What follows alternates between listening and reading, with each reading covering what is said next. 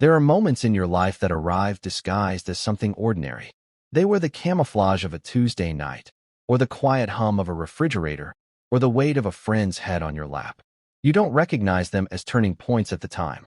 They are simply minutes, unfolding as all the other minutes have. It is only later, when you trace the map of your life backward, that you see the sharp, definitive turn you took in that quiet, unassuming moment. You see the border you crossed without a passport, the door you walked through without a key.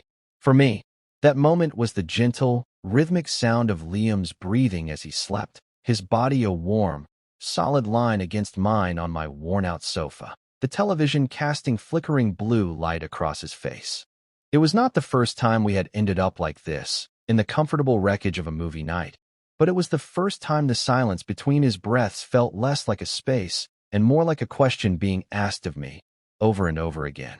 And I had no idea how to answer. We had met in the chlorinated haze of the university natatorium, a place that smelled perpetually of clean chemicals and raw effort. I was not a swimmer, not in the way he was. I was the team photographer, a quiet observer with a scholarship for art, tasked with capturing the poetry of their motion. My world was the stillness behind the lens, the patient waiting for that perfect fraction of a second when water and muscle and light converged into something transcendent. Liam's world was the motion itself. He was the star of the butterfly, a stroke that seemed to defy the very nature of water, demanding a brutal, beautiful violence to propel a body through it. He was all broad shoulders, a booming laugh that echoed off the tiled walls, and an easy, uncomplicated confidence that drew people to him like moths to a porch light.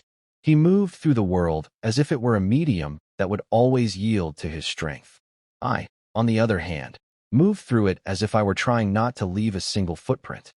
Our friendship, therefore, was an unlikely confluence of currents. It began with my camera. He was fascinated by the way I could freeze him mid-flight, his arms spread wide, droplets of water suspended around him like a halo of shattered glass. He would come over after practice, dripping and smelling of chlorine, to peer at the images on my small digital screen. He didn't just see the action. He saw the composition, the light, the story I was trying to tell. He saw the stillness inside the chaos. He saw me. He started asking me about my other work, the black and white landscapes I shot in the misty hours of dawn, the portraits that felt more like quiet conversations. He became a fixture in my small, cluttered darkroom, a splash of vibrant color in my monochrome world. He would sit on a stool, careful not to knock over the trays of developer and fixer, and he would just watch, asking questions that were surprisingly insightful. He learned the language of my silence, and I, in turn, began to understand the quiet currents that ran beneath his sunny, extroverted surface. Our bond was forged in those quiet spaces, away from the roar of the crowd and the splash of the pool. It was built on late-night study sessions where more coffee was consumed than knowledge, on long drives with no destination, the landscape of our state scrolling past the windows like a film. He would talk about the immense pressure he felt, the endless pursuit of shaving a tenth of a second off his time, the weight of expectation from his coaches, his family. I would talk about the frustration of trying to capture a feeling with a lens, of trying to make a two-dimensional image convey the depth of an emotion. We were architects of different worlds, but we understood the shared grammar of dedication and doubt. He was the only person who had ever seen the boxes of prints I deemed failures, and I was the only person he ever admitted his terror to before a major championship meet. He called our friendship his decompression chamber, the one place he could surface from the crushing pressure of his own life and just breathe. For me, it was something else entirely. It was the place I felt most alive and the place I had to be most careful. Because somewhere in the second year of our friendship, in the quiet hum of my darkroom, I had fallen completely and irrevocably in love with him. It was an impossible, secret architecture I built inside myself. A room with no doors, where I kept my feelings for him stored and cataloged. Loving Liam was like living by the ocean. I was mesmerized by its beauty and its power, but I was acutely, constantly aware of the tide, of the undertow that could pull me under and drown me if I stepped in too deep. So I learned to live on the shore. I became an expert in the careful maintenance of boundaries, in the art of platonic affection. I mastered the casual shoulder bump that replaced the hug I wanted to give, the easy grin that masked the ache in my chest when he would talk about a girl he was dating. He was a serial monogamist, moving through a series of bright, lovely women who all seemed, from my vantage point, to be variations on a theme. They were cheerful and supportive and looked great in his Letterman jacket. He was kind to them, attentive even, but there was always a restlessness in him I could see, a sense of searching that he himself seemed unaware of. Each relationship would burn brightly for a few months and then, quietly, inevitably, gutter out, leaving him single and a little more subdued for a while, until the next one began. During those interludes, he would gravitate back to me, to the quiet stability of our friendship. Our movie nights would become more frequent, the late-night talks longer. He would fill the space in my small apartment with his presence, and I would soak it in, a man dying of thirst taking careful, measured sips from a glass of water, knowing it would soon be taken away. It was a painful, beautiful rhythm, and I had long ago accepted it as the permanent condition of my life.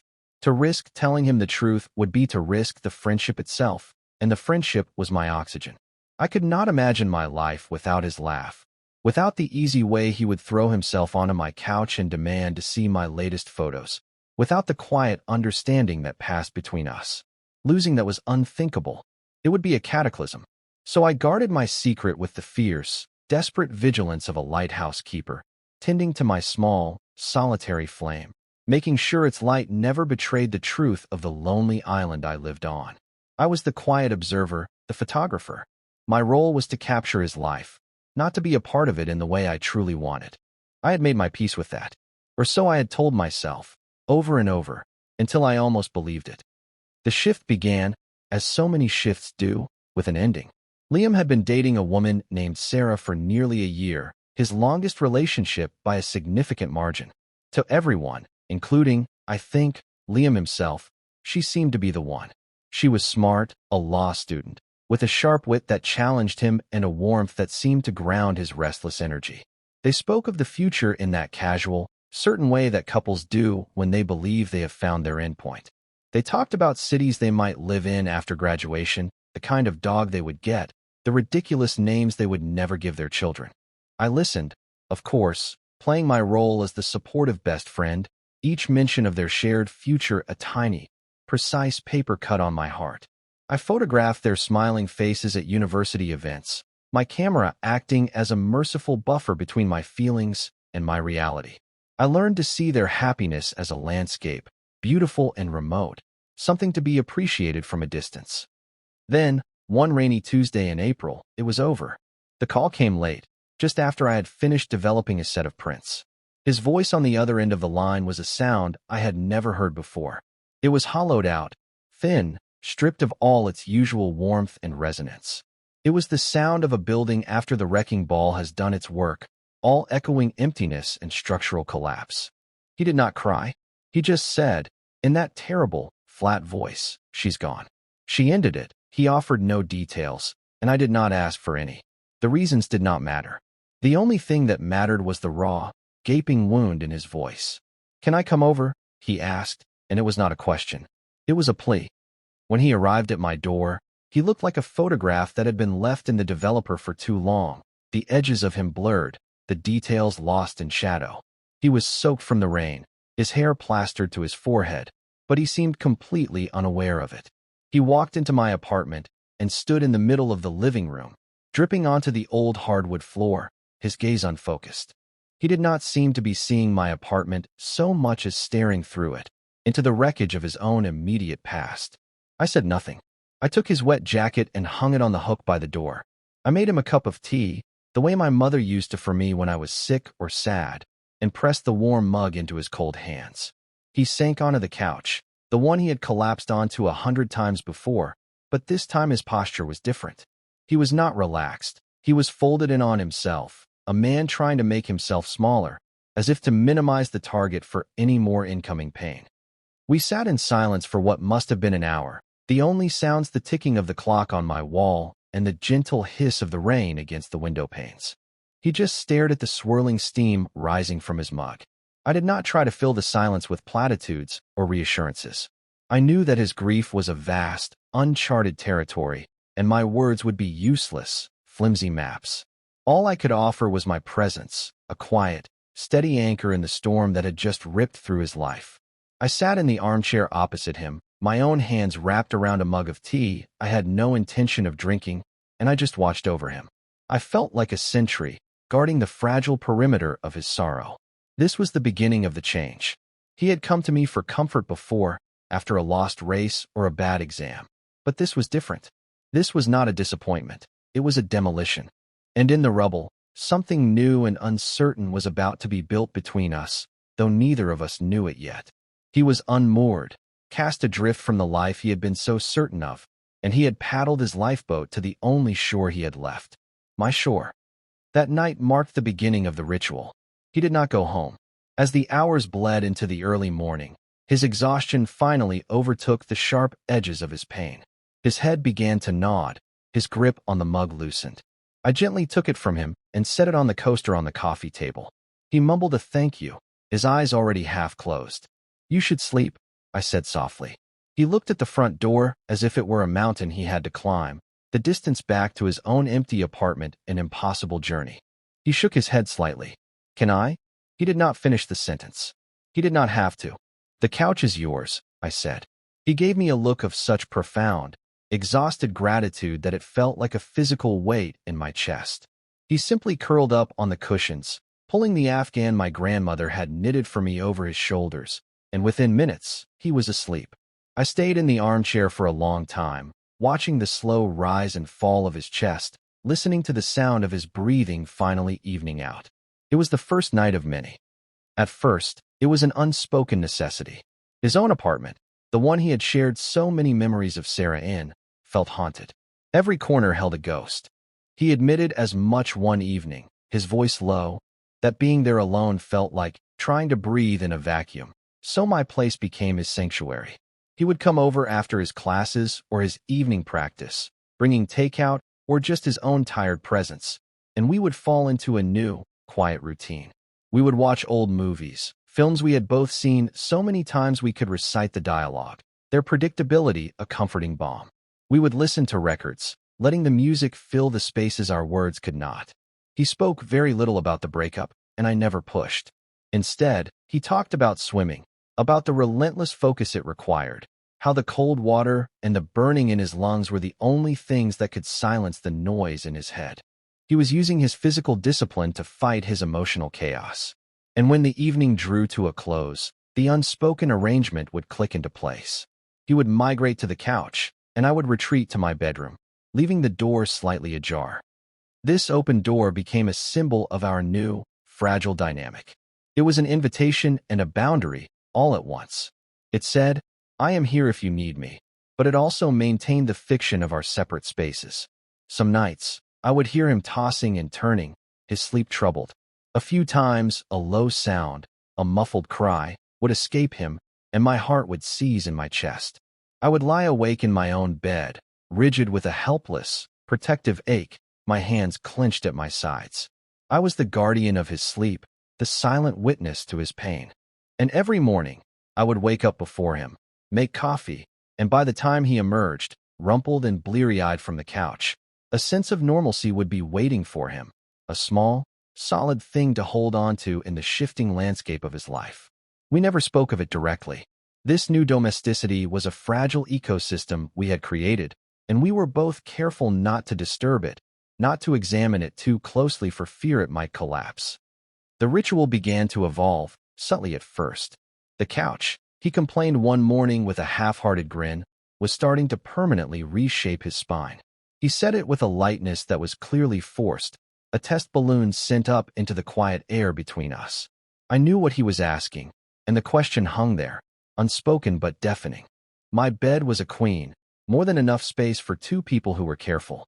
My mind raced, cataloging all the reasons to say no, all the ways this would blur the lines I had so carefully drawn around my heart. But looking at the dark circles under his eyes, the deep weariness that had settled into his bones, I found I could not refuse him this small comfort. "You can take the bed," I offered, my own voice sounding distant to my ears. "I'll take the couch," he shook his head immediately.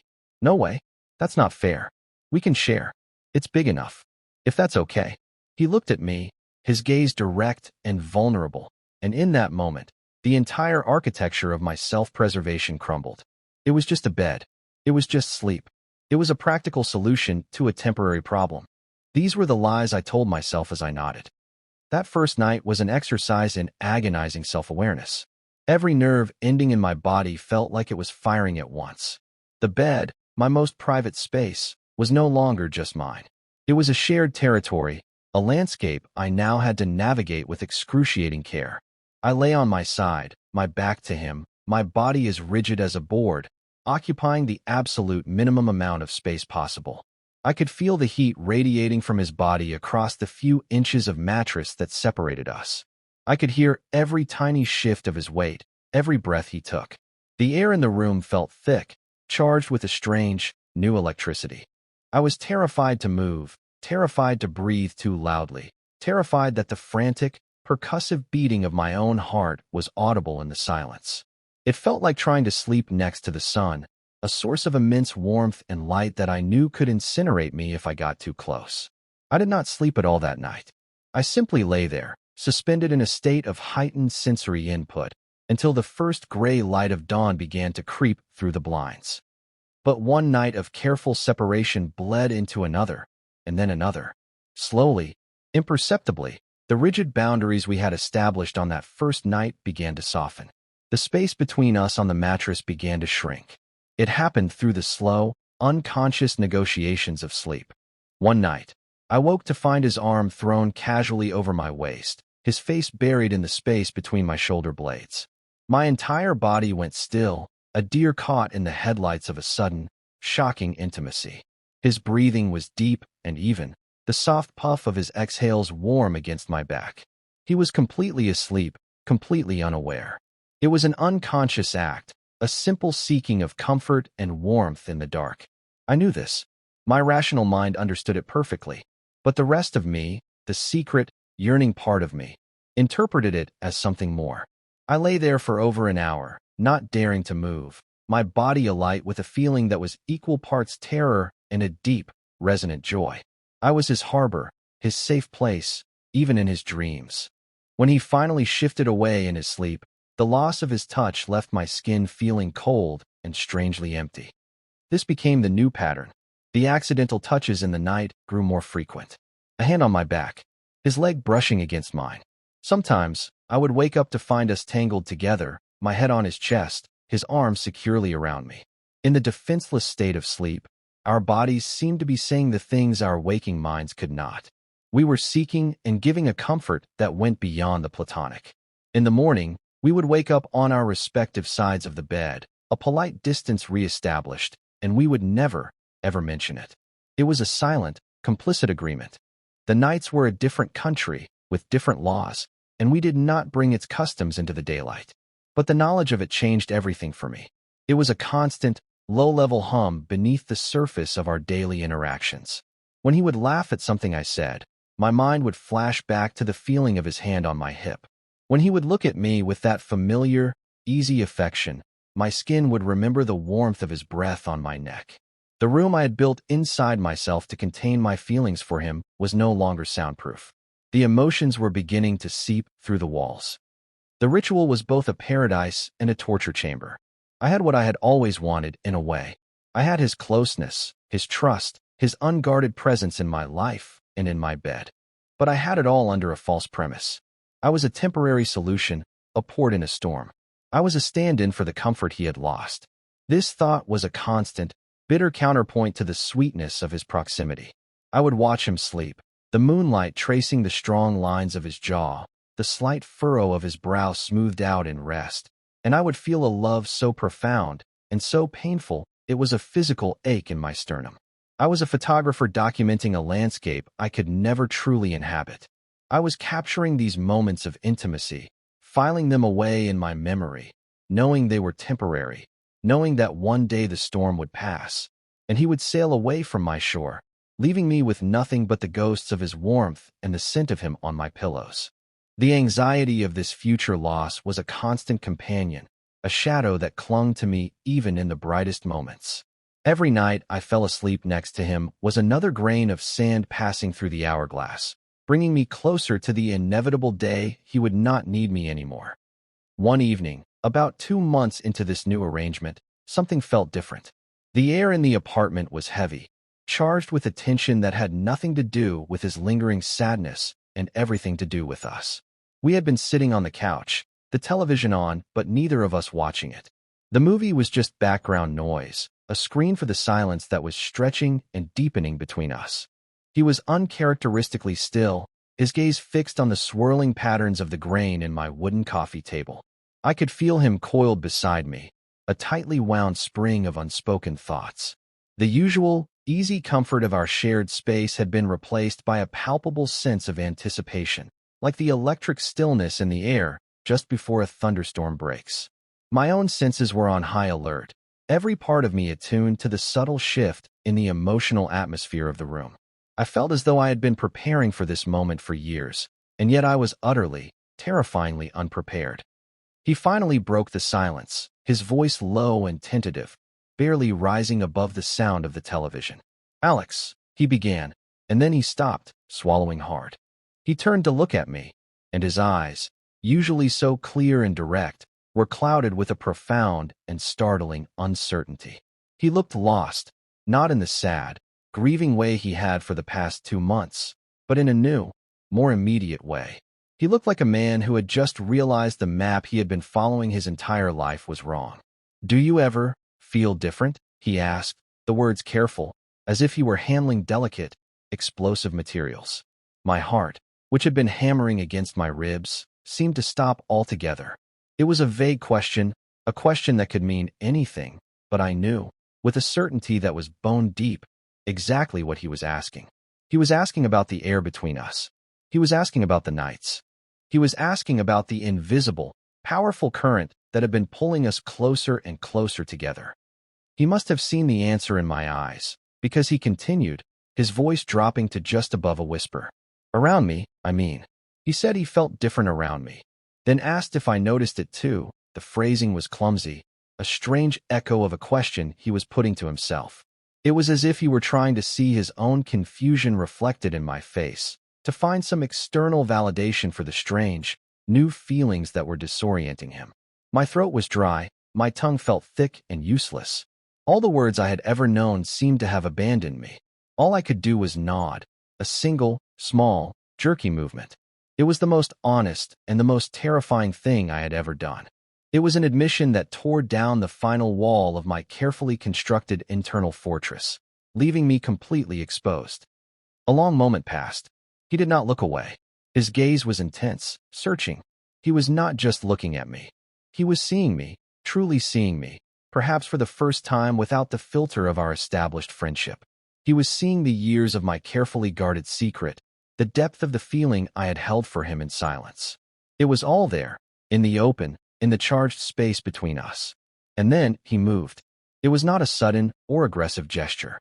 It was a slow, deliberate drift, a closing of the final few inches that separated us on the couch. He gave me every opportunity to pull back, to stop him, to retreat to the safety of the shore. His eyes were asking a question my ears could not hear. "Is this okay?" I did not move. I could not. I was rooted to the spot, held captive by the gravity of the moment, by the terrifying, beautiful inevitability of what was about to happen. When his lips met mine, it was not a kiss of passion or of pent-up desire. It was a kiss of profound, hesitant discovery. It was soft, questioning, a tentative exploration of a new and unknown territory. It was the gentlest of collisions, a quiet confirmation of everything that had remained unspoken between us for so long. All the nights of accidental touches, all the shared silences, all the unspoken longing, it all coalesced in that one, simple point of contact. My hands, which had been clenched into fists at my sides, slowly uncurled. I raised one, my fingers trembling slightly, and rested it on his jaw. I could feel the rough stubble of his beard, the warmth of his skin, the frantic pulse beating in his throat. He was just as terrified as I was. That realization was a calming wave that washed over me, quieting the frantic panic in my own chest. This was not just my moment of vulnerability, it was his, too. We were both standing at the edge of the same cliff, and we had just decided to jump together. The kiss ended as gently as it began. He pulled back just enough to look at me, his forehead resting against mine. His eyes were closed, his breathing unsteady. The silence that followed was not empty. It was filled with the deafening roar of the unsaid, the weight of a line irrevocably crossed. It was the silence of an aftermath, the quiet that follows a seismic event, when you are left to survey the changed landscape and wonder how you will ever rebuild. I could feel the tremor of it running through his entire body. He had initiated it. He had been the one to cross the boundary, but I could sense that he was the one who was more lost, more shaken by the reality of it. I had lived with my feelings for years. They were a familiar part of my internal geography. For him, this was uncharted wilderness. He had been navigating by instinct, following a strange, new magnetic north, and he had just arrived at a destination he did not recognize and did not know how to name. He did not stay the night. After a few more moments of that heavy, charged silence, he stood up abruptly. He ran a hand through his hair, a gesture I knew was a sign of deep distress. He would not look at me. He mumbled something about needing to get some air, about needing to think. He grabbed his keys from the bowl by the door, his movements jerky and uncoordinated. He was at the door before I could find my voice. Liam, I said, and my own name for him sounded strange, a word from a language I no longer spoke. He paused, his hand on the doorknob, his back still to me. He did not turn around. I'm sorry, he said, his voice strained. I shouldn't have. I'm just confused. And then he was gone, the door clicking shut behind him, leaving me alone in the sudden, crushing silence of my apartment. The air, which moments before had been electric with possibility, now felt thin and cold. I sat on the couch, my fingers tracing my own lips, the ghost of his kiss still tingling on my skin. He had opened a door, a beautiful, terrifying door, and then he had fled, leaving me standing alone on the threshold. The days that followed were a special kind of hell. It was a silence more profound and more painful than any I had ever experienced. He did not answer my calls. My texts went unread, 2 blue check marks on a screen that felt like a judgment. He did not come to my apartment. He did not show up at the pool during the hours he knew I would be there. He had vanished from my life as completely as if he had never been in it. The void he left behind was immense, a gaping wound in the fabric of my daily existence. Every corner of my apartment screamed his absence. The empty space on the couch, the other side of the bed, the hook where his jacket used to hang. It was all a testament to what I had lost. The pain was twofold. It was the agony of a potential love, glimpsed for a single moment, and then cruelly snatched away. But deeper than that, more fundamental, was the grief for my friend. In my terror, I believed I had lost him completely. My one reckless act of honesty, my simple, silent nod, had shattered the most important relationship in my life. I cycled through a brutal rotation of emotions. First came the hope, a foolish, flickering flame. He just needs time, I told myself. He's scared. He'll come around. But as the days stretched into a week, hope curdled into a cold, heavy dread. Then came the anger, a hot, bitter wave. How dare he? How dare he initiate something so profound, crack open my carefully guarded world, and then run away like a coward? How dare he make me feel, for one brief, shining moment, that I was not alone in my feelings, only to abandon me in the wreckage? But the anger always dissolved into a deep, desolate sadness, and beneath it all, the relentless, corrosive acid of self-blame. I had been stupid. I had misread everything. I had mistaken his need for comfort for something more. He was grieving and vulnerable, and I had let him cross a line, had perhaps even encouraged it with my silent complicity. I was not his safe harbor. I was just another complication, another mess he had to escape from. The narrative I spun in my head was merciless, and I was its primary villain. After 10 days of this agonizing radio silence, I knew I could not continue. The uncertainty was eating me alive. I needed an ending, even if it was a painful one. I needed to hear it from him. I needed the finality of a closed door, even if it was slammed in my face. The not knowing was a wound that would not scab over. So I did the one thing I had been avoiding. I went to his apartment. I stood outside his door for a full 5 minutes, my heart a frantic drum against my ribs, my sweaty palm hovering over the doorbell. This was it. This was the moment of truth.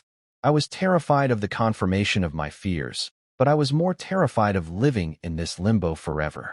I took a deep breath, a shaky, inadequate preparation for what was to come, and I rang the bell. The wait was excruciating. I could hear movement inside, a shuffling sound. I was half convinced he would not answer, that he would look through the peephole and simply wait for me to go away. But then, the lock turned, and the door opened a few inches. He stood there, looking even worse than he had the night of the breakup. He was unshaven, his eyes were red-rimmed and exhausted, and he was wearing the same sweatshirt I had seen him in 2 weeks ago. He looked haunted. He did not look angry. He just looked broken. He did not seem surprised to see me. He just looked resigned, as if he had been expecting this confrontation, dreading it, but knowing it was inevitable. "Can I come in?" I asked, my voice barely a whisper. He hesitated for a second, then nodded and stepped back, opening the door wider. I walked into his apartment. It was a mess. Takeout containers were stacked on the coffee table, clothes were strewn over the furniture. It was the physical manifestation of his internal chaos. He did not invite me to sit. We just stood there, a few feet apart in the middle of his living room, two ghosts in a room full of them. The silence stretched, thick and suffocating. I knew I had to be the one to speak. I had initiated this. I had to see it through. "I need you to talk to me, Liam," I said, and I was surprised by the steadiness of my own voice. It was a fragile strength, born of desperation. "I don't care what you have to say. If you regret it, if you hate me, if you want me to disappear from your life forever, just say it. But you don't get to do what you did. You don't get to open that door and then just vanish. You owe me more than that. Our friendship, it deserved more than that." The word friendship hung in the air between us, a relic from a past that felt a lifetime away. His face crumpled. It was not a dramatic, sudden change, but a slow, painful collapse of the stoic mask he had been wearing. His shoulders slumped, and he finally looked me in the eye. The confusion and fear I had seen right after the kiss were still there, but now they were accompanied by a profound, gut-wrenching shame. "I know," he whispered, his voice hoarse. "Alex, I am so sorry. I'm so sorry. For everything. For running. For the silence." He finally moved, sinking onto the arm of his sofa as if his legs could no longer support him. He buried his face in his hands. "I've been going out of my mind," he said, his voice muffled by his palms. "Every time my phone buzzed, I thought it was you, and I was terrified. And every time it wasn't you, I was disappointed. It doesn't make any sense." He looked up at me, his eyes pleading for some kind of understanding I was not sure I possessed. "I don't know what's happening to me," he said, his voice cracking. "After Sarah left, my whole world just fell apart. Everything I thought I knew, everything I thought I wanted, it wasn't real. And the only thing that felt real, the only place I felt safe, was with you. On your couch. In your bed." He took a ragged breath, gathering himself. "Lying there next to you at night? At first, it was just, I wasn't alone. It was a comfort. But then it started to change. I started to need it. I couldn't sleep without knowing you were there. And I started to notice things. The way you look at me when you think I'm not paying attention. The way you always know what I need before I do. The way the whole room feels different when you're in it. Calmer. Brighter." He shook his head, a gesture of pure bewilderment. "And it scared the hell out of me, Alex. Because I've never felt that way. Not with Sarah. Not with anyone. It's a different kind of connection. It's not loud. It's just there. Deep and quiet. And I didn't have a name for it. And when I kissed you, it was like I finally put a name to it. And the second I did, I panicked. I felt like I was standing on the edge of a cliff in the dark, and I ran. I ran from you. And I ran from myself." His confession washed over me, a torrent of words that extinguished the fires of my anger and anxiety, leaving behind a raw, tender landscape of understanding. He had not been running from me, not really. He had been running from the terrifying, exhilarating realization that the map of his own heart was leading him to a place he had never expected to go. He was not rejecting me. He was grappling with a fundamental shift in his own identity. All the pain and confusion of the last 10 days began to recede, replaced by a wave of empathy so powerful it almost brought me to my knees. I closed the distance between us and sat down on the coffee table in front of him, so we were at eye level. "You didn't run from me," I said softly. "You ran from a feeling. And you don't have to have a name for it right now, Liam. You don't have to understand it all. You just have to stop running." He looked at me, his expression a mixture of relief and lingering fear. "But what is this?" he asked, his voice full of genuine, searching curiosity. "What are we doing?" I reached out, my hand hesitating for a moment before I rested it on his knee. The simple point of contact was an anchor for both of us. "I don't know," I admitted, and the honesty of it felt liberating. "But maybe we can figure it out. Together. If you wanna." It was not a grand declaration of love. It was a simple, quiet offer. An invitation back to the threshold he had fled, but this time, with the promise that we would cross it together, at our own pace. He looked down at my hand on his knee, and then back up at my face. A long moment passed, a silent conversation taking place in the space between us. And then, for the first time in what felt like an eternity, he gave me a small, watery, but genuine smile. He placed his hand over mine, his fingers lacing with mine. "Okay," he whispered. "Okay." That conversation was not an end. It was a beginning. It was the laying of a new foundation, one built not on assumptions and unspoken feelings, but on a shared, acknowledged vulnerability. We did not magically become a perfect, polished couple overnight. The days that followed were a process of gentle, tentative rediscovery. We were learning a new language together, a language of intentional intimacy. We had to unlearn the old habits of our friendship and replace them with new ones. A casual touch was no longer accidental. It was a question and an answer. A shared look across a room was no longer just a moment of friendly connection. It was a quiet confirmation. It was like developing a photograph in the darkroom, watching as the image slowly, gradually emerged from the blank paper, taking on shape and definition and depth. He started staying at my place again, but this time, there were no pretexts. There was no talk of his haunted apartment or the uncomfortable couch. He stayed because he wanted to be with me. The first night after our talk, as we got ready for bed, there was a moment of awkward hesitation at the door of my bedroom. The space was charged with the memory of our last kiss and the painful aftermath. He looked at me, a question in his eyes. I simply held out my hand. He took it, his grip firm and warm, and we walked into the room together. That night, when we laid down in the bed, there was no careful, rigid separation. He turned toward me, and I turned toward him. He pulled me close, my head resting on his chest, his arms wrapping around me in a gesture that was both protective and possessive. I could hear the slow, steady beat of his heart beneath my ear, a rhythm that was becoming the new soundtrack of my life. It was not a prelude to anything more. It was the thing itself. It was peace. It was home. We talked.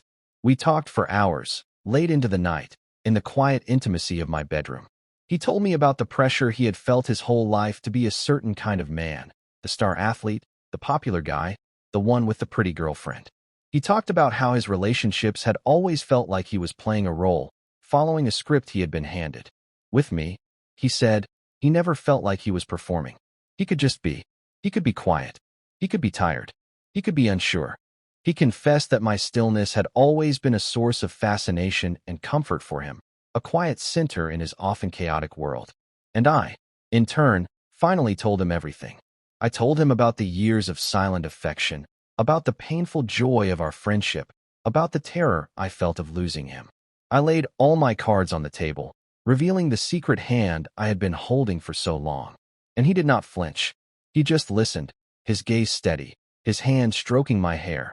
And when I was finished, he simply tightened his grip and said, "Thank you for waiting for me to catch up."